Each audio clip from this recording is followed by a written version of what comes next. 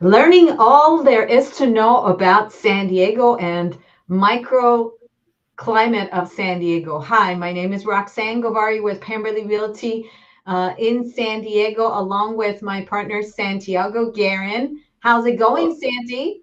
hello everyone. How are you? Doing good. All right. Well, let's talk about neighborhoods in San Diego, and I think I need to pull our MLS and go from there. MLS being short for multiple listing service, and MLS has been the subject of a lot of controversy, but that's the system that we all rely on because it's essentially it's almost like it's up the hill, up the mountain, and it's the stream that feeds everybody else. All the aggregates, all the other websites, Zillow, Trulia, Realtor.com, Redfin, all of the major websites, and every other small website as well. They all get their information from the MLS. So if we're going there, we're going to the source. And now let's talk about San Diego and the markets within San Diego. I had a What are quick some question of the for you, neighborhoods Roxanne. that you can think of? I had a quick question for you on that. Speaking Yeah. of, what would you consider the areas and the different, markets here in San Diego? Because I mean, I think of markets and I think, okay, like maybe some closer to the beach, like which cities or locations are part of that, you know, market. So how would you split up San Diego into its own like little markets? So I think when I'm thinking of San Diego, I'm mostly thinking of San Diego County rather than the city of San Diego. Yeah. Hmm. Because first of all we're so spread out, right? And also with that with being so spread out, it's also not just the city of San Diego that we're operating. We're pretty much operating within this county of San Diego. We're servicing all of the county all over San Diego, and it's we're basically selling all the way from one end of the county to the other end of the county. So I think when we're talking San Diego, it's best to cover the entire county of San Diego. Now, also we have a unique characteristic within San Diego because on one end we can't go any further because we're going to get to the water, and by the same token, the closer you get to the water, the more temperate the weather gets, the more scenic everything gets, the more the more desirable everything gets. So there's a huge price difference between west and east because the further that you get away from the water, the warmer the climate gets, and that also plays into whether or not the prices are staying the same or how the demand operates away from the water versus closer to the water. And then, Okay. of course, you're also talking about proximity north to south. The further south that you go, you get closer to Mexico. The further north you go, you get closer to Orange County. And that proximity to Orange County and LA also helps to create some different set of demands, depending on where people are living and where their business is in terms of price and values. So let's talk about neighborhoods in general. What do you think? Yeah. Well, I mean, speaking of neighborhoods, what neighborhoods would you consider those like more expensive and, you know, beach area, like how far would you consider of that expensive end? Like, does it cut off by, I mean, I'm not too good with all the neighborhoods yet, but where would be kind of like, where would you draw the line of calling it coastal, and what neighborhoods are you already considering east, and Let's which ones get are more? into the map. What do Yeah, you think? And I like that. actually look at the map of San Diego, and that's always fun. Let's get into an actual map Yeah. of the area, and let's cover it that way. There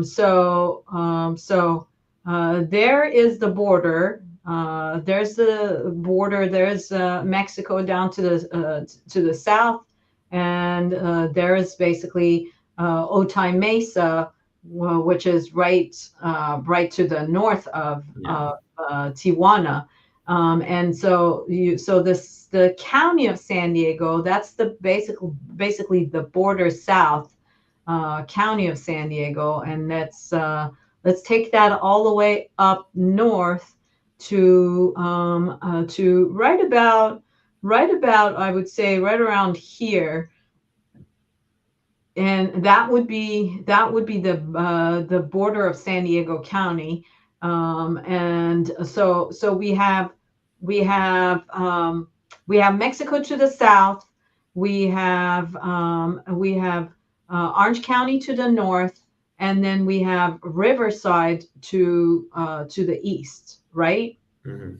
Yeah. Imperial County, Riverside County to the east, and so that's basically the border. Now, if we're talking about the areas that we're really covering, we could be covering Chula Vista, we could be covering Del Mar, we could be covering Carlsbad, and or anything in between. Now the mountains are Palomar Mountain and the Julian area. These are where our mountains are, and some of the rural properties that we deal with, and so that's basically the span. And then and as far as prices go, I would say that our most affluent areas within San Diego County would be Rancho Santa Fe on to the east. But then if you take away Rancho Santa Fe, we pretty much are looking at all the coastal towns in terms of being affluent. So you've got Coronado, you've got Point Loma right here, you've got La Jolla right here, then you've got Del Mar, you've got Solana Beach, you've got Encinitas. So if you're talking about affluent, I would say you pretty much are talking about coastal areas, with the exception of Rancho Santa Fe being and Fairbanks Ranch, and a little bit newer areas of Olivenhain and Forest Ranch also being affluent but not being coastal. I see. So those would be your most affluent areas away from the coastal towns. Okay. Okay. Now, let's also talk about let's talk about newer homes, right? Newer homes. Where do you have so the oldest part of San Diego would be right at the heart of what we call the metro area. Metro area being North Park, South Park, Normal Heights, Hillcrest, Mission Hills. So those would be some of the oldest communities within San Diego: City Heights, Logan Heights, Grand Hill, Golden Hill, South Park. These are some of the oldest neighborhoods in San Diego. Some of these homes are built in the early 1800s. National City has some of the most beautiful Victorian homes within San Diego, and some of the oldest and homes within San Diego. You have some of those older homes also in Escondido, which is up north. But those are basically the oldest homes, and then you get to the newest homes, and the newest homes you've got Forest Ranch that has some of the newest developments. You've got around Carmel Valley, you've got some newer homes, and then you have some homes that are in Serna Valley. Not a whole lot, but some. You have some newer developments in Poway, and then you have a considerable amount of new development also in San Diego and Otay Ranch. That's basically it, because San Diego County, for the most part, is built out. So if you're thinking of newer homes, there's not a whole lot more land that's left to build out. So that's one of the reasons why we see a lot of pressure on the metro area with newer developments going up rather than going out, because there is no more going out. You really have to just go up. Yeah. So that makes more sense. so that's as far as newer versus older homes that we're talking about. Now, there's some other parts actually that are also unique. Like, for example, you have a lot of 2 to 4 units within the city of San Diego. You have some 2 to 4 units in Point Loma. You have some 2 to 4 units in Spring Valley, in La Mesa, in Claremont. You have some 2 to 4 units in Oceanside,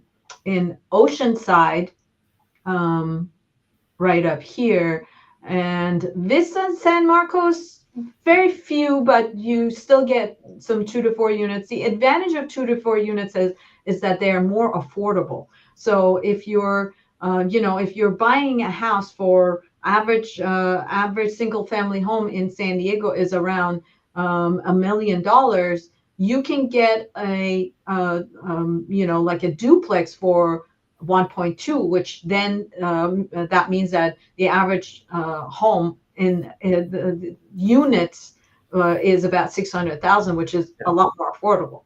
Yeah. Right. So so that's the case. Now, let's also talk about taxes and Mello-Roos. Mello-Roos being it's a developer's taxes that the developer basically sets on the home for the amenities that they provide to the new homeowners, and those are in addition to the taxes that the county charges.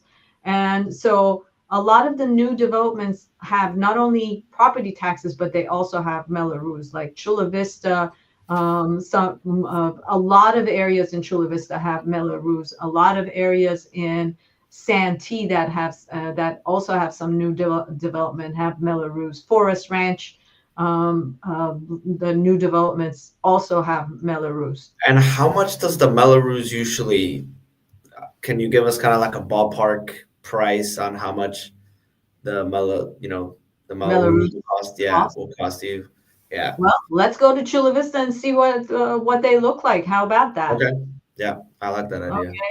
So if we go to Chula Vista, and Chula Vista is, as you can see, is a vast area. So I'm gonna put in all of So this. the Mello-Roos is almost like a space rent for like a. Would it be? Because I mean, you're paying. Is it something that, I mean, you're gonna be paying it throughout the, like if it was a tax, right? Yeah, you are, and sometimes they stay for the life of the property, and sometimes they go away.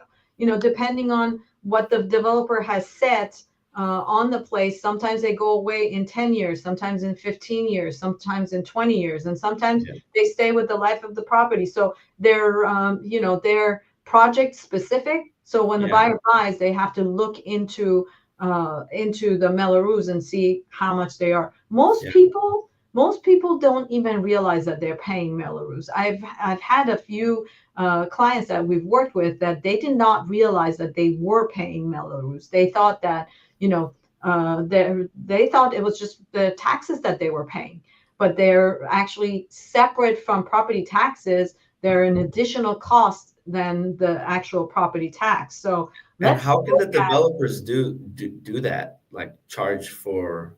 Why do they do it? Yeah, well, I mean, because I don't see how that's. you know. when you're a developer and you're developing an area, you're also put in charge of building roads, building schools, building fire stations, building parks, so amenities within the community. And so they're basically tasked with doing the work, but then they get compensated by Yeah, setting up Melrose so that they recover the money that they spend in building the communities around the houses that they build. I see. Okay. Okay, so Perfect. let's look at, so see now Chula Vista. If we go back to the map, Chula Vista has some older neighborhoods. So if you're looking at this part of Chula Vista, closer West Chula Vista, closer to the water, this is an older part of Chula Vista.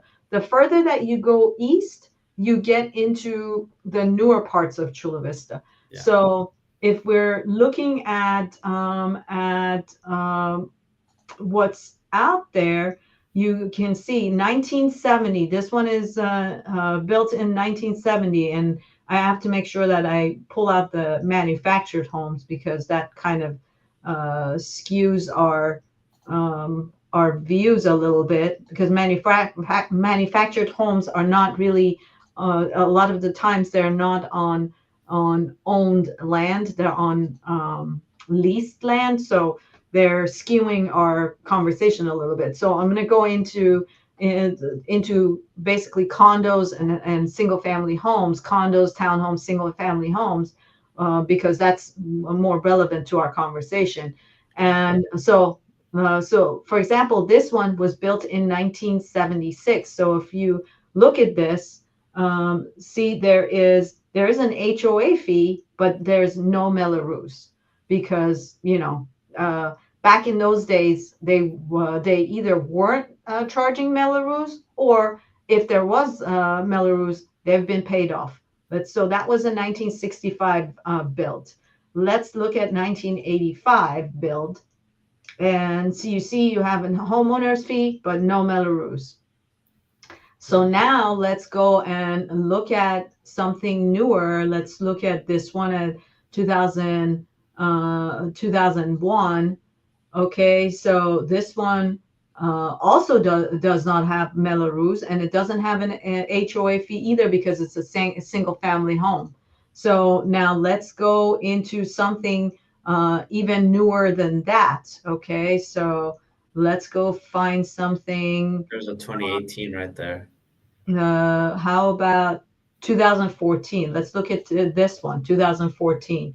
So this one also does not have Melrose, which is actually very interesting. That a new build of 2014 does not have Melrose. It may have already finished with its Melrose. Let's look at this one in 2000, built in 2022, and see what we see here. You see now Melrose is 37.89, That's very and expensive. that's probably a yearly Melrose. Yeah, because the total monthly fee is 831, including the association and the Melrose. So that 37.89 is a yearly amount that belongs to this unit. So the newer the unit, the more chances that you have that you're going to have Melrose. Now let's go across and let's go up to Forest Ranch. So we were in Chula Vista, right? And now let's go into Forest Ranch, which is 92127, which is a part of Rancho Bernardo. Okay, so if we go there and we look at so if we look at something here built in 1990, okay, and you see you have an HOA fee, but no Melrose. Now, if I go and find something much newer, so let me see, let's look at something much newer. Um, Okay, 2016, 2017 may still not be subject to Melrose, but they may also be. See right here, 2000, built in 2017, and it has a Melrose of 36, 37, 52 per year. So that still has subject to Melrose. Okay, all right. Well, That's let's see. something definitely that you have to be aware of when you're looking at these specific neighborhoods, because Yeah, you don't want to be surprised with an extra, like on this one, almost $700 monthly payment, yeah, to cover exactly. that Melrose. So Exactly. Now let's also look at some 2 to 4 units because we're talking about mid city, right? And yeah, let's talk about some 2 to 4 units. And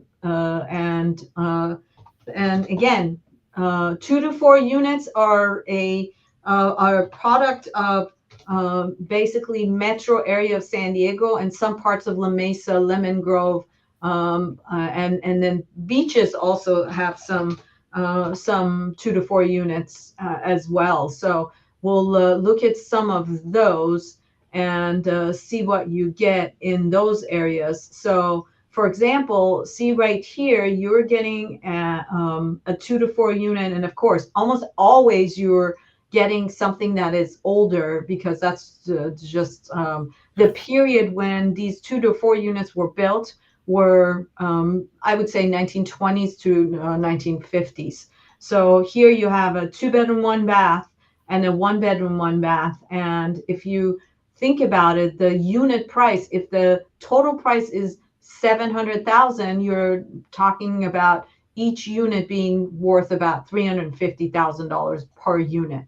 yeah, So, so as you can see, this is definitely an older unit, right? But a lot more affordable than even what you see in other places. And yeah. in this case, I would argue that you're probably looking at almost a tear down, right? But the price reflects that. And I know if you're from like some other areas, that might still be high, but in San Diego, 695 or 700,000 for 2 units, that's not a bad price. Yeah. So, well, now here we have at the other end of the spectrum in the same zip code. Let's go for same zip code. Let's see something that gives us a little bit more. Okay, so in this case, you have 4 units, two 2 bedroom, 1 bath units, one 2 bedroom, 2 bath unit, and one bedroom, 1 bath unit. Okay, and see if there's any pictures of it so that we get more of what we're looking at. And this looks like it's a it's a um, construction project. So I don't know if they are okay. So they're selling the 4 units, but they are basically uh, proposing that this can turn into something else. Let's see if I can get this one as a good example. So this one is also 4 units, one being a 2 bedroom, 2 bath unit, and the others are 1 bedroom units. And let's take a look at this. So there's a large house in the front, and they're actually kind of attractive. Yeah. So that's what you get at the other end of the spectrum within the same area, but that's the difference between price when it's nicely remodeled and shows well versus if it's almost a tear down. So this one they're asking 2.2 million, and the other one was at 700,000. So let's go take a look in North Park and see what we see for okay, so right here you get, okay, let's take a look at this one. 3 bedroom, 1 bath, 2 units, each one 3 bedroom, 1 bath. And let's see what shape they are at. So this one I would say, actually, this is not bad. I like it. What do you think? Pretty well remodeled from the inside, or that they've taken care of it. And it looks actually very attractive on the inside. The Yeah. outside does need some TLC, but on the inside, it actually is kind of attractive. Yeah. Right? So so if you're looking at this, you're getting it at 1.3. So you're still under $1 million for each unit. Yeah. Okay, very good. Well, I would say we call it a day here. Of course, there is a lot to learn within our area, and we are the experts. So if our audience are looking to learn to purchase within San Diego area or sell within San Diego area, we are happy to help. Is there anything else that you think we need to add before we say goodbye? No, definitely. Like you said, if anybody has any questions, they can always reach out to us. We can help them out. Either look for a home or just or sell their home. So here in this San Diego area. So that's about it. There is Yeah. So there's my number there as well. I know Roxanne, if you want to pass through through all that, there's our website. You can reach out to us through there. There's our Instagram. We post there a lot, so you can come say hi on Instagram. We also got Facebook. All our social media stuff goes out there with new updates and events. So, and then our email, of course, where we are always checking it with any questions. We'll love to help on that end. And then if you just want to give us also a thumbs up on Facebook, Instagram, YouTube, wherever you're watching, hit subscribe, just so you guys can see all our upcoming videos and new stuff that's coming up, weekly. So thank you so much, everyone. I mean, Roxanne, do you have anything else before we head out?